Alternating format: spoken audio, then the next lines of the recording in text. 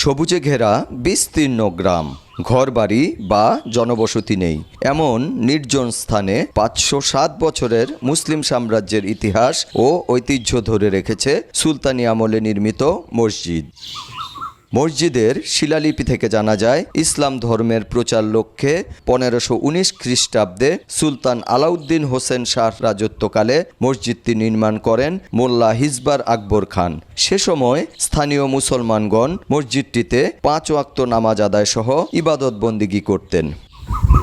চুন, সুরকি ও লাল বর্ণের মজবুত ইট দিয়ে নির্মিত মসজিদের ইমারতটি সাজানো হয়েছিল আরবি হরফের ক্যালিগ্রাফি অলঙ্করণ ও ইসলামী নকশায়।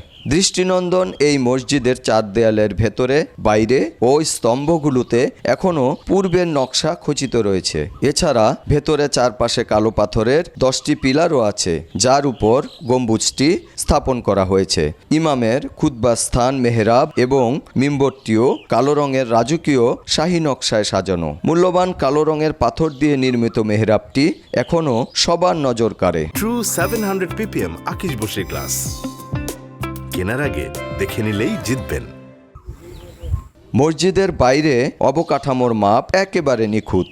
দৈর্ঘ্য, প্রস্থ এবং উচ্চতা 30 ফুট করে। চারপাশের দেয়ালগুলো 5 ফুট প্রশস্ত। স্থানীয়দের মতে বিশেষ ধরনের ইট ও চুন সুরকি দিয়ে শীতাতপ নিয়ন্ত্রিত পদ্ধতিতে মসজিদটি নির্মাণ করা হয়েছিল। ফলে শীতকালে ভেতরে গরম আর গ্রীষ্মকালে ঠান্ডা অনুভূত হতো। প্রতিদিন দেশের বিভিন্ন এলাকা থেকে দর্শনার্থী ও বিদেশি পর্যটকরা আসেন মসজিদটি দেখতে। এদিকে যাওয়ার পথ আপনাদের দেখে আমি গাড়ি থামাইয়া এই জায়গায় আসছি একটু দেখার জন্য।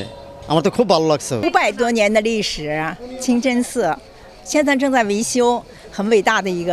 孟加拉的文化非常感兴趣，到这儿来看这个几百年历史的清真寺，然后对孟加拉的文化有一定的了解。回去以后呢，我们也可以去宣传。আমরা আসছি 8 জনের একটা টিম নিয়ে।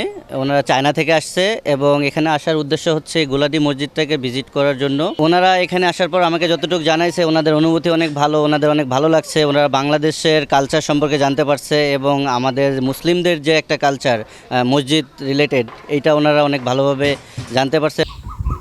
স্থানীয়রা জানান, ঝোপঝাড় ও আগাছা জন্মে মসজিদটির অস্তিত্ব বিলীন হতে থাকে। মূল ভবনটিও মাটির নিচে চাপা পড়ে। শুধুমাত্র গম্বুজটি এলাকাবাসীর নজরে এলে ঝোপঝাড় পরিষ্কার করে ও মাটি সরালে মসজিদটি ধ্বংসাবশেষ অবস্থায় প্রকাশ পায়। পরে স্থানীয়দের কাছে গায়েবী মসজিদ নামে পরিচিতি লাভ করে। মসজিদের ভেতরে এবং বাইরে একসময় কালো রঙের অনেকগুলো মূল্যবান পাথর এবং একাধিক সীমানা পিলার ছিল। এখন কোনো কিছুরই অস্তিত্ব নেই। কালের বিবর্তনে গম্বুজের বেশ কিছু অংশ ধসে পড়েছে। মূল ইমারতের সবগুলো দেয়ালের ইট, চুন, সুরকি এবং পলেস্তরাও খসে পড়েছে। 4 কোণে 4টি স্তম্ভের উপরের গম্বুজগুলিও ভেঙে পড়েছে। অতীতের রাজকীয় জৌলুস ও ঐতিহ্য হারাতে বসেছে মুসলিম ইতিহাসের এই অনন্য স্থাপত্য নিদর্শনটি। এই মসজিদের 4 দিকের দেয়ালে সুন্দর মনোরম কারুকাজ খচিত ছিল, যেটি এখন বিলীন হয়ে গেছে। দীর্ঘদিন এই পরিত্যক্ত অবস্থায় আছে। এই প্রত্নতত্ত্ব বিভাগ দেখাশোনা করে। আমাদের একটা স্মৃতি রয়েছে 5 টাকা নোটের মাঝে এটার একটা মসজিদের আকৃতি প্লাস মসজিদের আংশিক ছবি রয়েছে। এটা আমাদের অনেক গর্ব। যতটুকু দেখছি ছোটকাল থেকেই শুধু মেহরাবটা, কালো মেহরাবটা ছিল, ওই মেহরাব যতটুকু ছিল অতটুকু ভাঙ্গা ছিল। পরে এটা অনেক বট গাছ মন গাছ দিয়ে ভরে থাকতো, জঙ্গল টঙ্গল পুরা। এটা সরকার পরে মেরামত করছে। মসজিদটা গায়েবী মসজিদ না, এটা নির্মাণ হয়েছে হ্যাঁ কালের পরিক্রমায় গাছপালা, জঙ্গল অথবা ভূমিকম্প বা কোনোভাবে মাটিতে দেবে গেছিলো। আমি যতটুকু এলাকার মানুষ থেকে শুনছি যে জঙ্গলে ঢাকা ছিল এক, দ্বিতীয়ত মসজিদের বেশ কিছু অংশ ধ্বংসাবশেষ সেটা মাটির সাথে মিশে গেছিল। মিশে যাওয়ার কারণে এটাকে পুনর্নির্মাণ করা হয়েছিল আরও বেশ কিছু, সম্ভবত 50 বা 100 বছর আগে পুনর্নির্মাণ করা হয়েছিল।